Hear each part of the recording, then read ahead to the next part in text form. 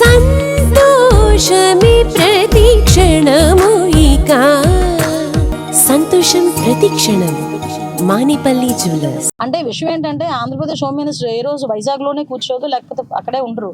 ఆ రోజు నేను ఉన్న సందర్భం విజయవాడలో ఉన్నాను. విజయవాడ నుంచి ఇమీడియట్గా నేను ఆవిడకన్నా ముందే నేను కలెక్టర్ గారితో మాట్లాడాను. ఇక్కడ డిపార్ట్మెంట్ వాళ్ళని పంపించుకున్నాం. ఎవరో మాకు గుర్తు చేస్తే పనిచేసే పొజిషన్లో అయితే మేము లేమమ్మా. మా బాధ్యత మాకు తెలుసు. మా బాధ్యత ఎలా నిర్వర్తించాలో మా చంద్రబాబు నాయుడు గారు మాకు గైడ్లైన్స్ ఇస్తున్నారు. యాజ్ పర్ దట్ గైడ్లైన్స్ మేము పనిచేస్తున్నాము. ఎక్కడ కూడా ఇబ్బంది లేకుండా పనిచేస్తున్నాము. ఈ రోజు నాకు ఇక్కడికి రావడానికి నా బాధ్యతగా నేను ఇక్కడికి వచ్చాను. ఎస్పెషల్లీ ఒక 50-60 మంది ఆడపిల్లలు ఉన్నారు. వాళ్ళ బాధ్యతగా వాళ్ళు ఏం జరుగుతుందో తెలుసుకోవాలనే ఉద్దేశంతో వచ్చాను.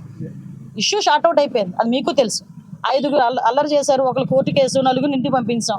చేతులు దులిపించుకోవచ్చు కదా, మేము చేతులు దులుపుకోలేదే. మళ్ళీ అసలు ఇక్కడ ఏం జరిగింది, ఏం జరగబోతుంది, మళ్ళీ ఫర్దర్గా ఎటువంటి ప్రాబ్లం రాకుండా చూసుకోవాలని చూసుకున్నాం. నిజంగా రెడ్ బుక్ అని మాట్లాడుతున్నారు. మేము నిజంగా కనుక రెడ్ బుక్ పరిస్థితే అంటే వాళ్ళు లాస్ట్ 5 సంవత్సరాల్లో చేసిన సిచ్యువేషన్లోనే మేము చేయాలి అనుకుంటే కనుక ఈరోజు రోడ్ల మీదకి వచ్చి 6 నెలలకే మాట్లాడతారు వాళ్ళు బయటకు వచ్చి. ఒకసారి మీరే ఆలోచించండి. అసలు యాక్చువల్గా మేము బయటకు వచ్చినప్పుడు లాస్ట్ 5 years వాళ్ళు అధికారంలో ఉండేటప్పుడు పసుపు చొక్కా బయటకు వేసుకొస్తే కేసులు పెట్టారు. నా మీద అట్రాసిటీ కేసులు పెట్టారు. వీళ్ళు ఈరోజు ఏమో లా అండ్ ఆర్డర్ల గురించినో వీటి గురించి మాట్లాడుతున్నారు. ఈరోజు మీకు ఇంకొక విషయం చెప్పాలి. ఇక్కడ బాధ్యత కలిగిన హోమ్ మినిస్టర్గా నేను ఒక మాట చెప్పాలి. వీళ్ళ పరిస్థితి ఏమైపోయిందంటే వీళ్ళకి వైఎస్ఆర్ కాంగ్రెస్ పార్టీ అని ఒక ట్విట్టర్ అకౌంట్ ఉంది. అది జస్ట్ ఓపెన్ చేసి మీరైనా ఒకసారి ఓపెన్ చేసి చూడండి. అందులోని 80% ఆఫ్ పోస్టులు ఫేక్. రీసెంట్గా నందిగాంలోనే ఒక యాక్సిడెంట్లో ఒక అతను చనిపోతే ఏమని రాశారో తెలుసా? టీడీపీ నేతలు హత్య చేశారని రాశారు. అంటే ఇటువంటి ఒక వైఎస్ఆర్సీపీ పార్టీకి సంబంధించిన అఫీషియల్ ట్విట్టర్ నుంచి నేను ఇమీడియట్గా నేను అది ఫాలో అవుతాను. క్లియర్గా చెప్తాను, నేను అది ఫాలో అవుతాను. ఎందుకంటే నన్ను ట్యాగ్ చేస్తారు వాళ్ళు. నేను చూసినప్పుడు నేను ప్రతిదీ నేను అడుగుతా, ఏంటి నిజమైనా కాదా. 80% తప్పులు. అంటే వీళ్ళు ఏంటంటే లాస్ట్ 5 సంవత్సరాలు అదే అబద్ధాలతో గడిపేశారు. ఇప్పుడు కూడా అదే పొజిషన్, వాళ్ళకి 11 సీట్స్ వచ్చిన పొజిషన్లో కూడా ఈ రోజుకి కూడా ప్రతి చిన్న విషయాన్ని కూడా రాజకీయ కోణంలో ఆలోచించి దాన్ని భూతత్వంలో చూపించి చాలా పెద్దదిగా క్రియేట్ చేసి జనాలు మభ్యపెట్టాలో చూస్తున్నారు. దయచేసి ప్రజలు కూడా అవగాహన ఉంది, ప్రజలు కూడా చదువుకున్నారు, సోషల్ మీడియాలో కూడా చాలా యాక్టివ్గా ఉన్నారు అందరూ కూడా. సో ప్రతి ఒక్కటి కూడా ప్రజలకు చెప్పాల్సిన బాధ్యత ఉంది కాబట్టి మేము చెప్తున్నాం. మేడం, సెంట్రల్ జైలుకి సంబంధించి కేసులు నడుస్తుంది, అది ఎక్కడ వరకు దానికి కేసు నడుస్తుందని ఎంక్వైరీ రిపోర్ట్ ఇస్తారు. ఆల్రెడీ మేము సస్పెండ్ చేసాము, ఇంకా లోపలికి ఎంక్వైరీ జరుగుతుంది. సిపి గారికి కూడా మనం కూడా చెప్పాను, ఒక రోజు వెళ్ళి ఒకసారి మొత్తం చెక్ చేయండి అని చెప్పాను. ఇది ఒకటే కాదండి, ఆల్ సెంట్రల్ జైల్స్ అన్ని కూడా ప్రక్షాళన చేస్తాం.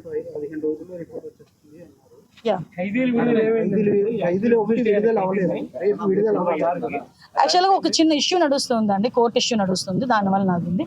మీకు ఇష్యూ ఏంటంటే లాస్ట్ 5 సంవత్సరాలు ఎవడో పట్టించుకోలే. మేము ఇప్పుడు కనీసం ఫైల్ అయినా మూవ్ చేసాం, కొంతమందికి క్షమాభిక్ష ఇవ్వాలి అని ఫైల్ అయినా మూవ్ చేసాం. ఒక చిన్న ప్రాబ్లం అన్నది రైజ్ అయింది, టెక్నికల్ ప్రాబ్లం అవుతుందండి, డెఫినెట్గా అవుతుంది.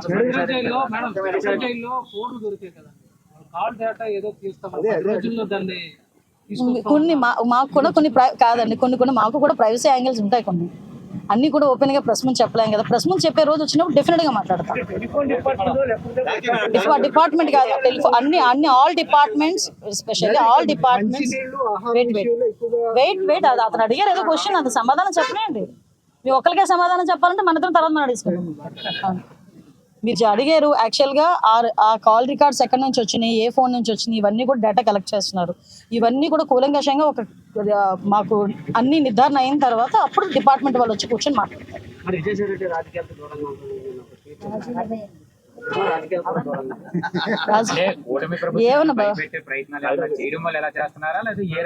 ఏమండి, తప్పు చేసినోడు రాజకీయాల్లో ఉన్నా లేకపోయినా ఆ తప్పుకు సంబంధించిన శిక్ష అనుభవించాల్సిందే. అర్థమైందా? అది తప్పు చేసిన ఎవరికైనా అర్థమవుతుంది. రాజకీయాల్లో ఉన్నా, రాజకీయాలు మానేసైనా సన్యాసం తీసేసుకున్నానని చెప్పి కాషాయం ధరించేసినా కూడా తప్పు చేశాడంటే కనుక డెఫినెట్గా శిక్ష పడాల్సింది. మరి అతని స్వంత విషయం అంటున్నారు, లేకపోతే ఏ అర్ధరాత్రో గొడ్డలేమైనా కల్లోకి వచ్చిందో, లేకపోతే ఏదైనా ఇంటెలిజెన్స్ రిపోర్ట్స్ ఏమైనా వెళ్ళినాయో, నెక్స్ట్ టార్గెట్లని ఏమైనా వెళ్ళినాయో ఏంటో ఆయనకి తెలియాలి, మనకు తెలియదు.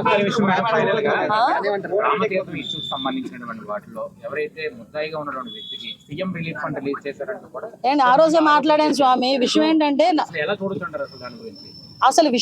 ముందు మీరు గ్రహించండి. అసలు నేనేమంటానంటే పొలిటికల్ లీడర్లుగా మేము బోల్డ్ మాట్లాడతాం.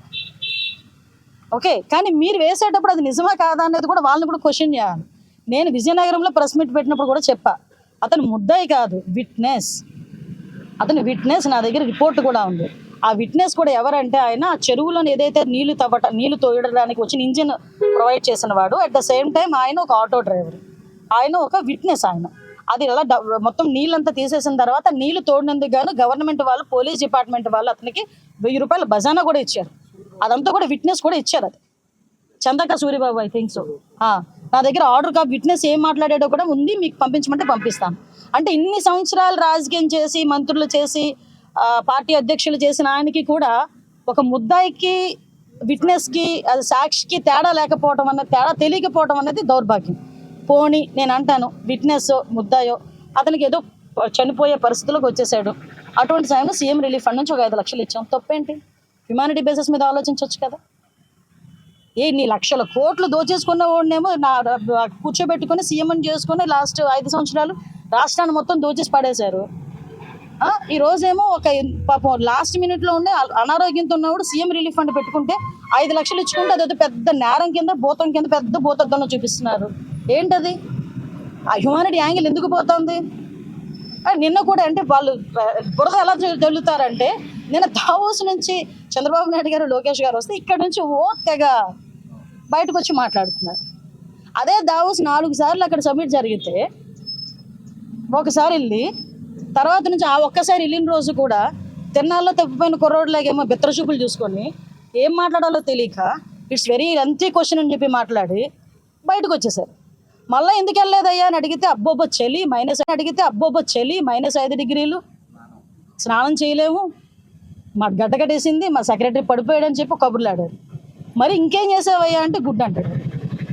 వీళ్ళు కూడా బయటకు వచ్చి చంద్రబాబు నాయుడు గారి గురించి, అరే అక్కడికి వెళ్ళిన తర్వాత చంద్రబాబు నాయుడు గారు, లోకేష్ గారు నిజంగా 3 రోజుల పాటు మనకు ఉన్న భౌగోళిక అంశాలు ఎలా ఉన్నాయి, మన కోస్టల్ ఏరియా ఎంత ఉంది, ఏ పెట్టుబడులు పెడితే ఇక్కడ వాళ్ళకి లాభాలు చేకూరుతాయి, వాళ్ళకి ఎటువంటి ఫెసిలిటీస్ కావాలని ఇస్తామని బిల్ గేట్స్ లాంటి వ్యక్తే ఆ రోజు చంద్రబాబు నాయుడు గారితో కలిసి కూర్చొని మాట్లాడుకొని ఆయన విడుదల చేయబోయే పుస్తకాన్ని చంద్రబాబు నాయుడు గారికి బహుకరిస్తే దేశం అంతా గర్వించదగ్గ సిచ్యువేషన్ని వీళ్ళేమో ఈ రకంగా మాట్లాడుతున్నారు. అది వీళ్ళ పరిస్థితులు. Thank you. చాలా మరి 24 గంటలు కూర్చోబెడతాం. ఆయన అడగండి.